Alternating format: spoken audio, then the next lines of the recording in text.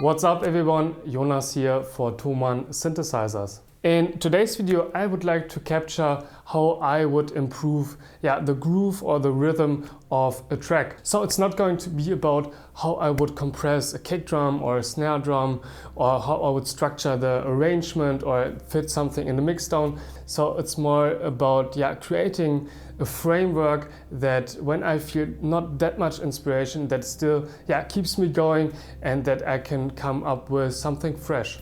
So the tips are not depending on the taste or selection of drums or samples. It's more about tools that you could apply to your taste and your productions. So let's start right away. Number 1, using glitches. Personally, I really like it when something is sounding a bit of vintage, noisy, a bit broken, but of course in a more futuristic, musically way. A glitching effect could not only be used in visuals, but of course by writing melodies or especially the drums or everything that creates the groove for a track. Artists who took that on another level are for sure Tim Hacker, Flying Lotus or Venetian snares.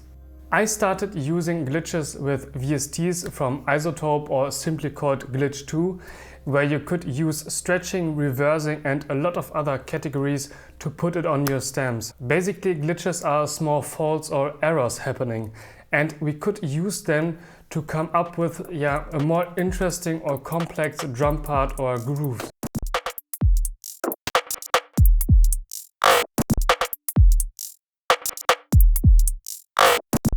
Recently, Qubit dedicated a complete module for that called Data Bender, which is inspired by failing or partially defective audio devices and simulates skipping CDs, drifting tape machines, software errors and more.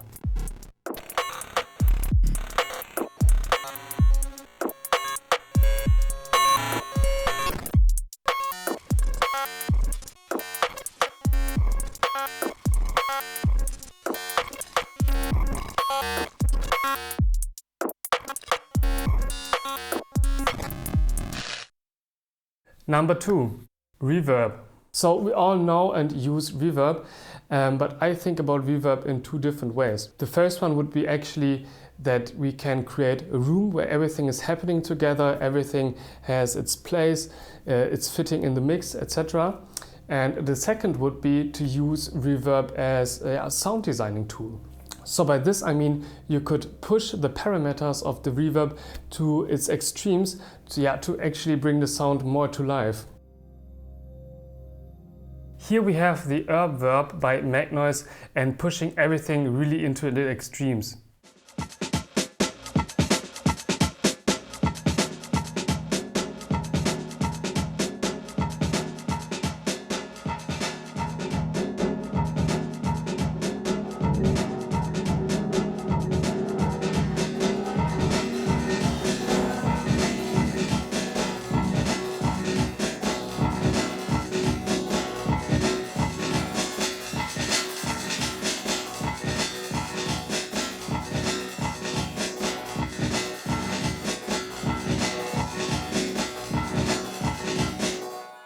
And we have the Echosystem by Empress.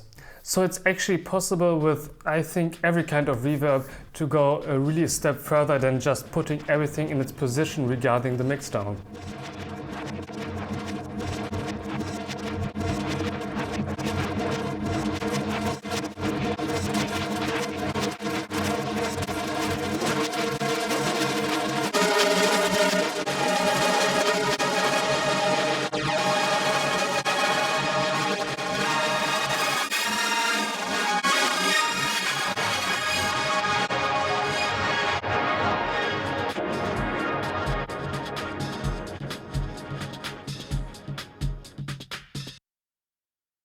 Number 3, comp filter. A comp filter is a filter implemented by adding a delayed version of the signal to itself. So actually you could create rhythms and bleeps in the Octatrack without any sample used, just oscillating itself and using the neighbor tracks to get deeper and deeper with effects.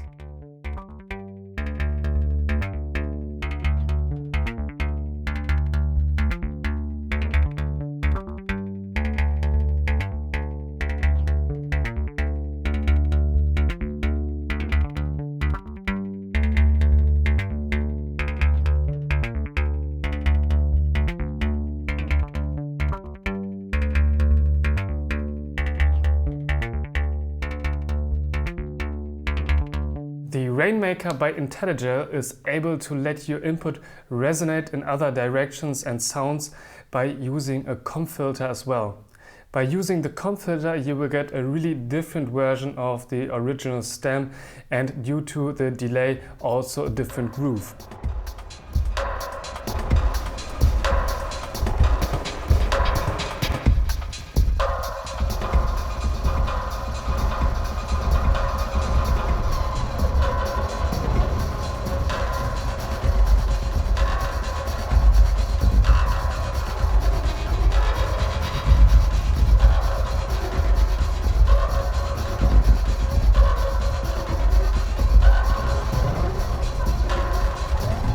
There are a bunch of VSTs as well, from waves or kilohertz or Ableton's own resonators, that are able to create this kind of sound and the grooves of a comp filter.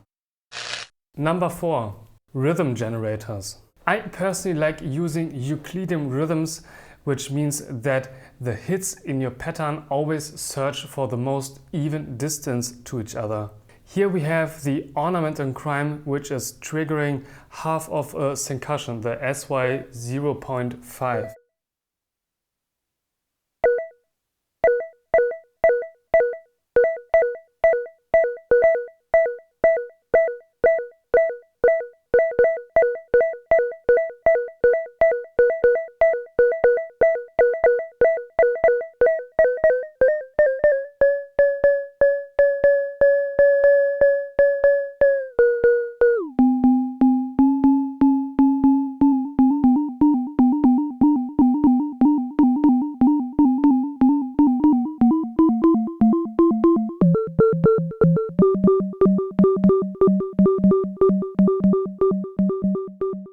Again, this is not only for Eurorack, but there are a lot of VSTs offering Euclidean rhythms.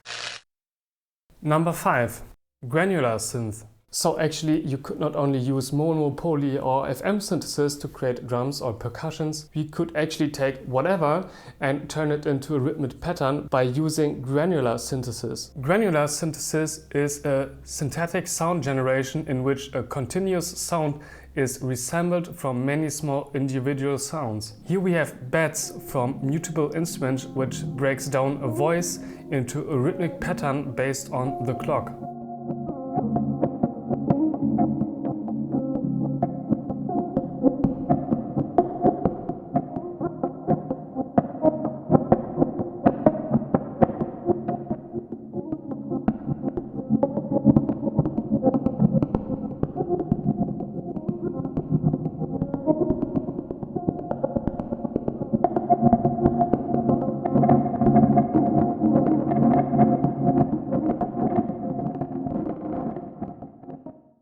But you could actually do that in Ableton as well using Max for Live devices.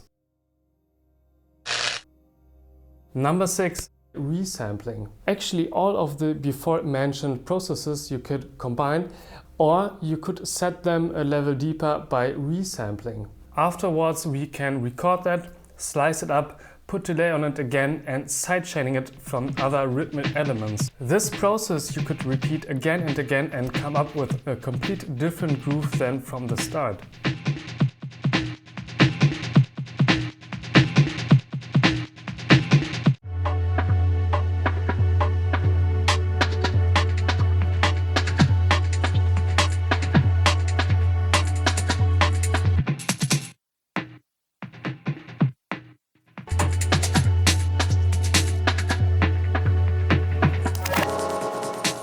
Alright, that's it for today's video. I hope you guys enjoyed it, and if you have any tips and tricks about grooves and rhythms, then simply put them in the comment section and we will check that out. So, thanks for watching and see you next time.